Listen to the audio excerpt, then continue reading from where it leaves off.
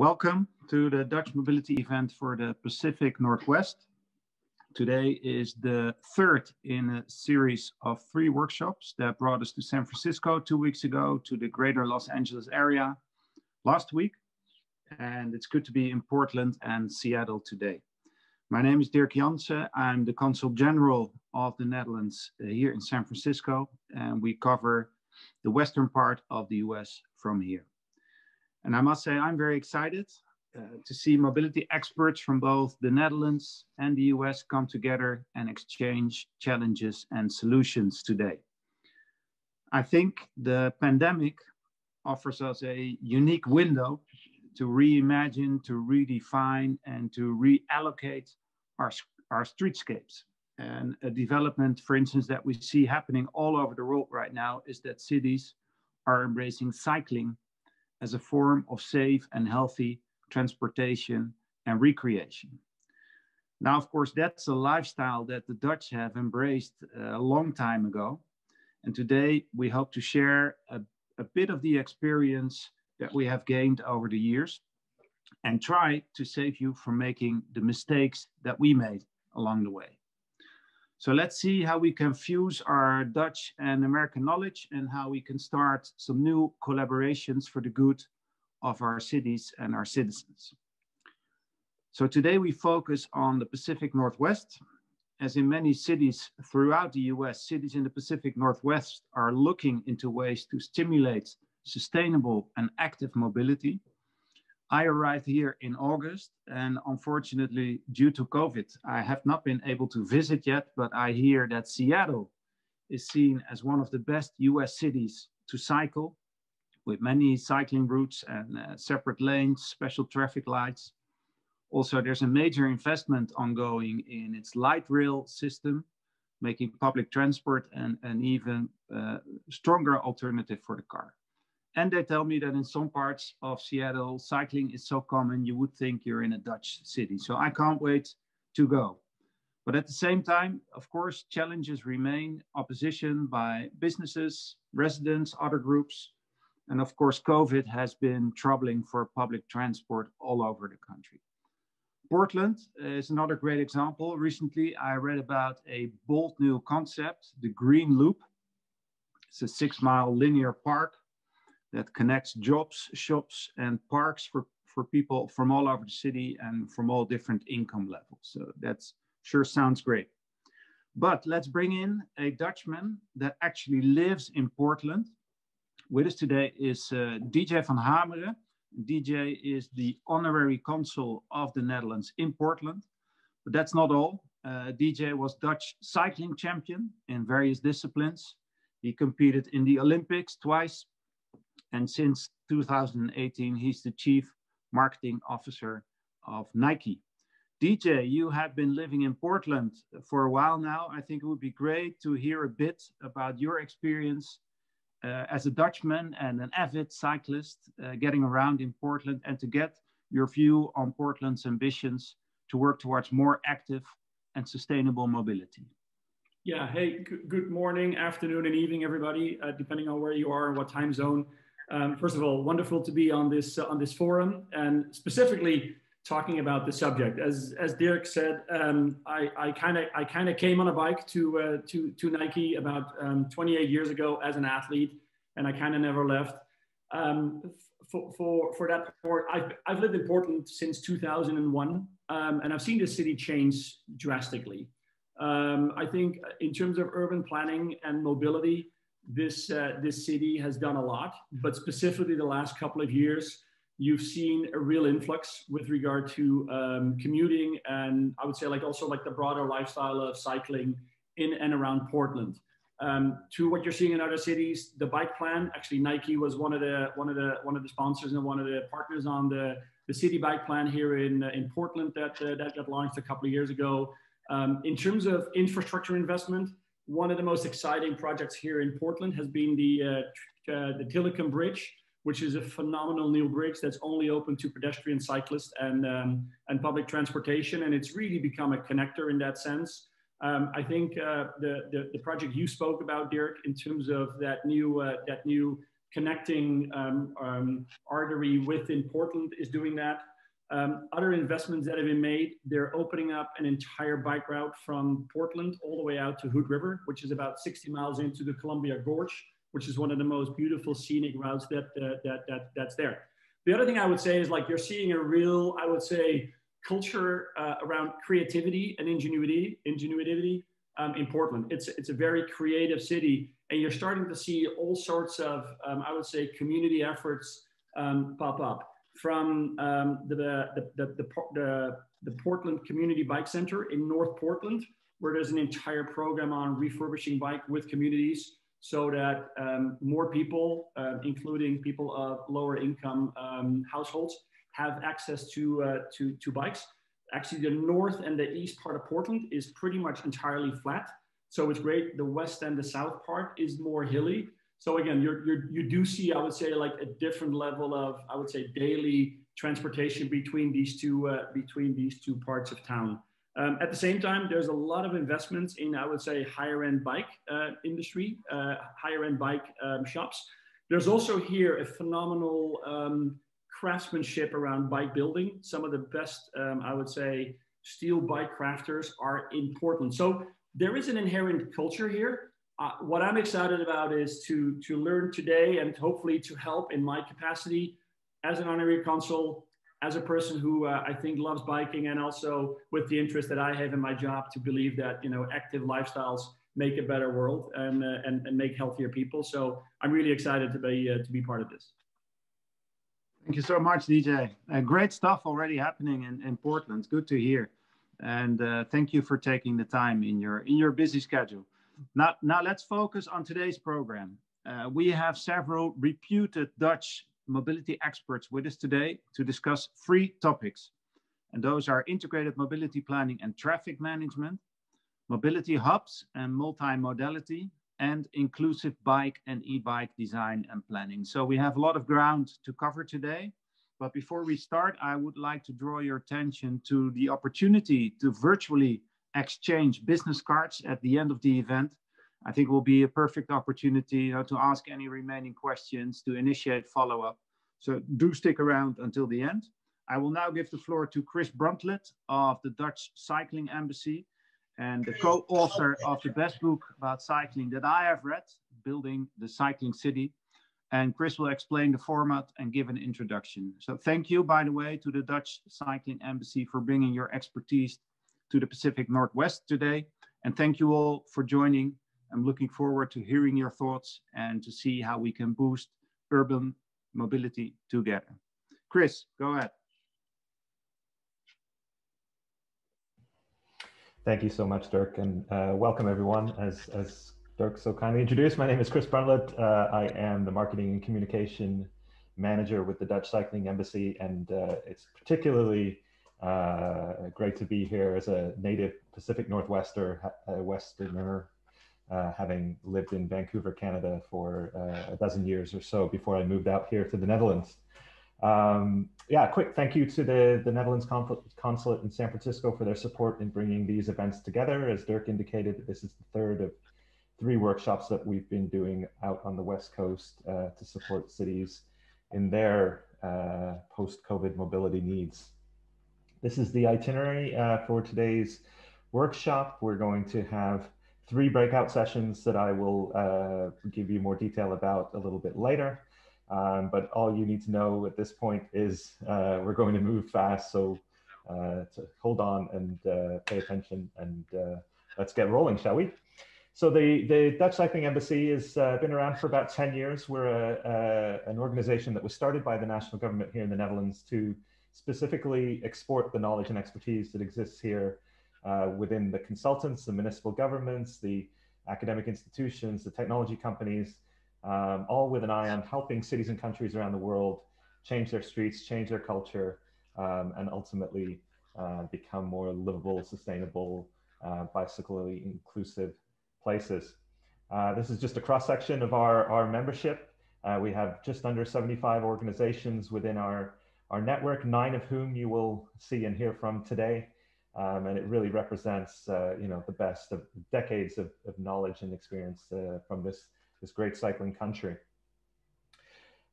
We kind of work on two fronts, at least we did before international travel became impossible in the last year or so. We were hosting a lot of study tours, delegations, bringing decision makers, planners, engineers to the Netherlands to experience the conditions here, see the cycle lane, see the bike parking, see the amazing culture, and experience it firsthand, and then taking them into a classroom setting to understand how that became possible and how they can start implementing it in their hometown. Inversely, we take teams of Dutch engineers, planners, experts to various cities and towns around the world and work on specific problems and challenges that they're experiencing in terms of, starting to implement better cycling infrastructure, better cycle parking, and more pleasant streets. Post-COVID, that's obviously changed to a more digital setting, but we've been incredibly active, as you can imagine, with the demand for cycle-friendly streets, in fact, spiking in the face of the pandemic. Just putting this workshop into context a little bit, we were actually out on the West Coast for a trade mission and a preparation session in November of 2019. We visited San Francisco, Silicon Valley, Davis, Los Angeles. We didn't make it all the way up to Seattle, but we were planning to come back for a dedicated Dutch Mobility Week, 2 weeks actually, which would have seen us give regional workshops in Los Angeles and Seattle, and then follow it up with some local labs on the streets, working with local transport planners on pop-up projects and temporary projects. That obviously got scuttered by the pandemic, so we pivoted a little bit, and we're pleased to offer this digital webinar in the hopes that we can continue this discussion in a physical setting in perhaps a few months or a year or so. Just want to draw your attention to a couple of products that we've launched that can help you, a couple of resources that will help this conversation in your cities and towns. The first is a book of best practices that we launched about 2 weeks ago. It has over 50 case studies of amazing infrastructure projects, bike parking projects, communications and engagement strategies, all broken down into 12 or 13 different categories, very concrete case studies with lessons learned and beautiful photographs. And that's downloadable for free from our website at dutchcycling.nl/best practices. We also are in the process right now of releasing a series of cycling knowledge clips, which are about 5-minute explainer videos on a variety of topics. Last week it was bike parking and the design concepts behind bike parking. This week we just released a video on the synergies between bicycling and public transportation, starring one of our experts that may hear from today, Roland Kager. And then over the next few weeks, we have about 10 more of these videos that will be rolling out on our website and on our social media channels. So we'd invite you certainly to check those out and use them to inform and inspire. Lastly, we have something that we're quite excited about that we'll be releasing next week. That is a little 2-page pamphlet on the concept of bikeonomics and explaining the social cost benefits that come with investing in cycling. Every dollar or euro spent, all of the payback that cities and societies get for everybody, not just the people that cycle. So again, certainly stay tuned to our social media channels and watch our website for a fully downloadable PDF version of that document in a variety of different languages. So I just want to take a couple of minutes to put this moment into context. I think it's important to acknowledge where we are and where the opportunities lie, especially in the face of the global pandemic. If you have been paying attention, you'll probably know that there's quite a bike boom happening in a variety of different cities. Firstly, creating slow streets and spaces for people to exercise, but then also a separated network of cycling infrastructure to allow people to transport themselves from A to B in lieu of the lost public transportation capacity that was taking place as people want to stay away from buses, trams, and trains, rather than sitting back and waiting for all those people to jump into their cars. Cities are being proactive and trying to give them an alternative means of transportation because additional car trips in an already congested city is probably the worst case scenario. But if you've been watching, there's very little been done here in the Netherlands in terms of this type of pop-up temporary infrastructure. Very little invested additionally in cycling, and that's because these networks already exist and they have for a significant period of time. So 37,000 kilometers of fully segregated bike lanes, and nearly 80% of the urban road network in this country is traffic calm to a speed of 30 kilometers. That's 20 miles per hour or less. So that space already existed for people to get out and exercise, and also to absorb the lost public transportation trips that may have been due to the pandemic. People were able to hop on a bicycle instead, or increasingly on an electric bicycle, using the long distance infrastructure that exists and connects the cities and towns here across the country. It wasn't always this way. I think this is a point we want to emphasize, is the Netherlands didn't rise out of the North Sea with all of this bike infrastructure pre-built. It was actually in response to a very similar crisis that took place in the early 1970s. Not a global pandemic, but a road safety crisis that came to a head in 1972 that was killing over 3,000 people per year. And then an oil crisis that basically stripped the streets of cars for 6 weeks in 1973, resulting in the sales of bicycles doubling and a real latent demand both from the public, but also politicians that took their cities and their society in a very different direction and forced them to create a more resilient transportation system that was not entirely dependent on one single mode. That's not to say that process was easy or completely flawless. And as Derrick hinted at the beginning, perhaps the best part of being so far behind the Netherlands is learning from their mistakes. As they started building demonstration routes and pop-up infrastructure in the mid-1970s, they certainly made plenty of errors in terms of their route selection, in terms of the lack of connectivity, in terms of the lack of consultation.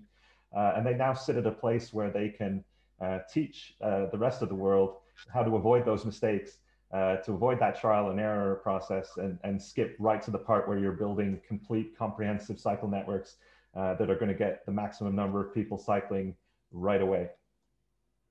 And that's another point we'll emphasize. And if you go to the e-bike planning and design breakout session, they're going to talk a lot about cycling networks, not designing individual routes, single routes in response to single incidents and opportunities, but really thinking at a citywide level, not just one grid, but a series of grids that connect everywhere in your city to anywhere in your city. And this is what was done in Delft, in my hometown in 1979, in terms of planning for a variety of different journey types, journey lengths, and users. And the results really speak for themselves. Now we live in a city where over half of the trips are made by bicycle. Just a few figures, and you can probably find these almost anywhere, so I'm not going to dwell on them too hard, but really the one that's continues to astound me is the fact that this nation of 17 million people collectively cycles over 17 billion kilometers each and every year. So that's over 1,000 kilometers for per capita for each and every person. Cycling is something that everyone does: children, the elderly, those with rich, poor, it doesn't matter their education, their economic status.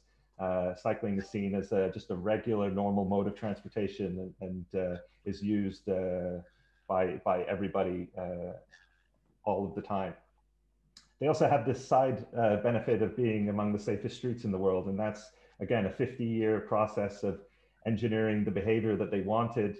Rather than asking drivers to behave nicely, they engineered streets that slowed them down and were more forgiving. And as a result, per kilometer, it's one of the safest places on the planet to walk and cycle. And as you can see, they're almost 10 times safer to cycle per kilometer than in the United States. So that was my very brief overview of Dutch cycling, and it's now my pleasure to welcome another fellow North American, Derrick Taylor from Goudappel, who will provide a little bit of a contextual comparison between the Pacific Northwest and the Randstad region here in the Netherlands. Derrick, the floor is all yours. Okay,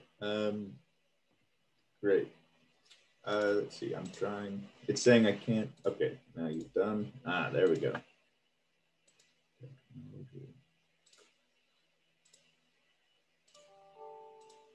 Okay, is my screen up? Everything good? Yep. Okay, good. Thanks, Chris. Thanks everyone for being here. Good morning, good afternoon, good evening, wherever you are in the world. Yes, so just a quick background on myself before I get into this. My name's Derrick Taylor. I grew up in California, born and raised in Sacramento, studied in the Bay Area. And actually for the last almost 2 years now, I've been living and working in the Netherlands with Goudappel, with the main purpose of looking at some of the successes of the Dutch network and mobility strategy and thinking about how that can be applied to the US context, specifically the West Coast. And so one of the main points of this being that, you know, we would love to make Seattle, Amsterdam, but of course that could never happen. And so what are some of these strategies that could actually translate to some of these contexts? Usually, and also another note, usually I give this talk with Bas Govers, who's actually my boss at Goudappel, who's a very old and wise Dutchman, full of mobility knowledge, but unfortunately he's unable to be with us this evening. So you'll just have to put up with the American, but that's okay. At Goudappel, just a quick brief summary of our company. So we're 60 years mobility planning in the Netherlands, a rich tradition all throughout the country, recognized for some of the work that we've done in Rotterdam and in Utrecht and some of the other major cities in the Netherlands. And also at our company ourselves, we have sort of the urban planners, traffic engineers that you might expect, but also work alongside some psychologists within our company, which I think starts to express some of the different approaches that the Dutch have in thinking about mobility networks and about how people interact with them. So it's always good to start with a map. I'm sure we all know where the Netherlands is, hopefully. If not, here it is. What we are specifically going to be talking about today, or at least I will be this area of the Randstad, which I'll go into more detail in a bit. But it's this area comprised of Amsterdam, Utrecht, Rotterdam, and The Hague. And it's really sort of the economic powerhouse of the country. Here we have some nice pictures of the Netherlands if you've ever been. It doesn't really look like that now. I don't think we've seen the sun for the past 4 days, but that's how it goes. Some Dutch credentials in mobility planning. I'm sure you know of some of these. Of course, it's one of the world's transport safest countries, has one of the world's most cost-efficient public transit system. Of course, world's highest use of cycling, which I think we're all aware of. But one point that I always like to emphasize, and something that really stood out to me when I first got here and started working and studying the system, is this balanced mode split that you see in most major cities of 30% car, 30% public transit, 30% bike, 10% walk or other. And I think from an American perspective, it's easy to show up in some of these Dutch cities and think that the whole city is biking. And in some cases, you know, that's more or less true, but in a lot of places, when you see 30% of the population on a bike compared to 5%, sometimes less than 5% in major cities in the US, it really does look like, you know, the whole city's on their bike.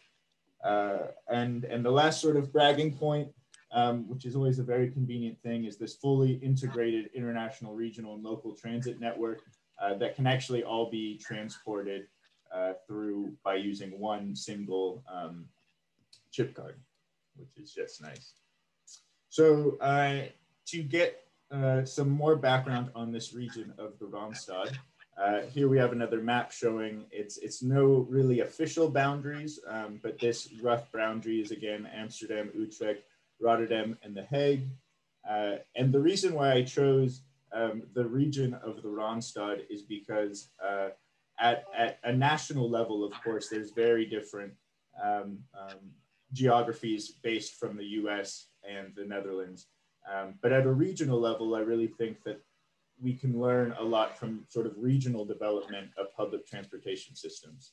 So comparing the regions of the Randstad and the Puget Sound, you can see that Puget Sound is about half of the population, more or less some of the a similar density, and about the same economic output. Also, when looking at distances, which is always good to get some sense of geography here, you can see that an Amsterdam-Rotterdam commute is about the same thing as Tacoma-Everett, Amsterdam-Utrecht, Everett-Seattle, Rotterdam-The Hague is about Bellevue-Seattle. And so these are some of the major commuting patterns and distances that you'll see in the Netherlands. But of course, if you look at the data, you can see that people are moving around a lot different here in the Netherlands compared to the Puget Sound region. So you see here Amsterdam, Utrecht, and Rotterdam. Rotterdam actually being known as one of the most sort of Americanized car-friendly cities in the Netherlands, with boasting 37% there, but doesn't look like much compared to these US cities, of course. So yes, I was always told that it's better to show rather than to tell. So we're going to take a quick trip with my boss on his, what used to be before COVID, of course, his daily commute to our Amsterdam office. So he lives down in Huizen, which is actually quite a bit of a distance away from Amsterdam. You can see here, this would be his route if he decided to drive on the days he comes to Amsterdam. So you can see that there is traffic in this country that does exist. But fortunately, he doesn't have to do that. So what he does instead is he'll drive his car to the nearest park and ride system, where he checks in with his magic OV chip cart, as we call them here. Then he goes to the station, a nice pleasant walk. At the station, you can stop in and get coffee or other things that you might need. You can check to see where you're going, but of course he's in a rush, so they're a bit blurry, these pictures. You check in there. And then when you're at the platform and in the train, there's more things to buy, newspapers, some more coffee, some snacks. You get on the train, have a nice ride. When you get to Amsterdam Centraal, at that point in time, maybe you decide that you actually don't feel like going to work that day and instead want to hop on a Thalys train that'll take you to the heart of Paris in 3 hours. But today, boss decides that he actually wants to go to work, and he grabs a sandwich here at the Albert Heijn. And then finally, to get to the office, he can rent a bike from this program called OV Fiets, which is actually a program that is run within each of these stations to rent a bike for the first and last mile, all done with the same card.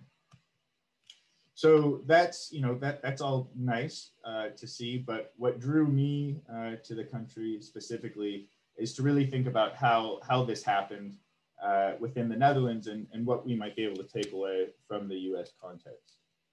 So like Chris was pointing out earlier, it didn't just fall from the sky. The Netherlands has been a long time of putting in a lot of innovative and integrated mobility strategies to get where they are today. So you can see in 1985, here you have a street in The Hague, which looks very similar to a street that you might find in the US. In fact, here you can see this biker, which we might even call that a bike lane in some places in the US, but you can see they're not very comfortable over there. Now you can see here what it is today, a very pedestrian, bike-friendly area of the city. Similar view, here's just outside of Rotterdam Centraal. There actually used to be more or less a 4-lane highway that was running outside of the station area, and now it's this sort of beautiful plaza, which if you do have the chance to come to the Netherlands, this station alone is a reason to go to Rotterdam, amongst other things. Utrecht has an interesting story, actually, of having a very old city history of these canals running throughout the city. It was actually changed into a freeway in the 60s and 70s as automobiles sort of took off in the country, but then have since been changed back to their canal habitat. And you can see, people seem to be enjoying this life a little bit more than that life up there. So really the foundation of this integrated approach comes with approaching transportation planning through the lens of both mobility planning and land use planning. And this is really the integral element from the Dutch approach. And in there, you get this urban form building, spatial design, the form that actually creates this integrated approach. And I think it's also important just to quickly mention about this idea of land use planning in the Netherlands, how important that has been specifically just because of water issues in this country, and how traditionally the Dutch have had to work more cooperatively in land use planning because if your city floods, the next city over will flood too. So there's always been a lot of cooperation, not only within cities, but then also between these two disciplines of mobility planning and land use planning. Another element is this integrated mobility strategy. So as you can see here, this is a common sort of work flow on projects that we do here in the Netherlands. I think what's interesting to point out is, from my experience in the US, a lot of the times it goes from phase A, so this urban trends and key issues with measurable public goals, and then it'll jump straight to projects. So as quickly as we can, we like to put pavement on the ground and start doing some projects.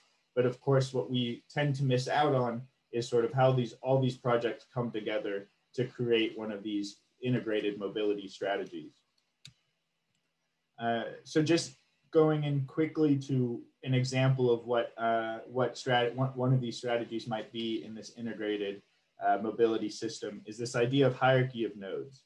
So throughout the Netherlands, you have many different sorts of stations, public transit stations, but here in this country, they serve different purposes for different types of trips. So in the major hubs, so this dark red circle here representing the Randstad, this is more or less the international node. So when you go to Amsterdam Centraal, not only can you get anywhere in the country, you can also get pretty much anywhere in Europe as well.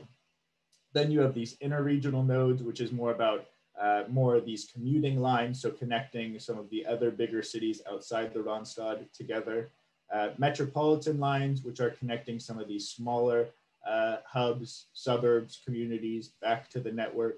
And then finally, you have your local nodes. And it's within these local nodes that you have your trams, buses, and of course, your cycling network that's really making this whole system work from a first and last mile perspective.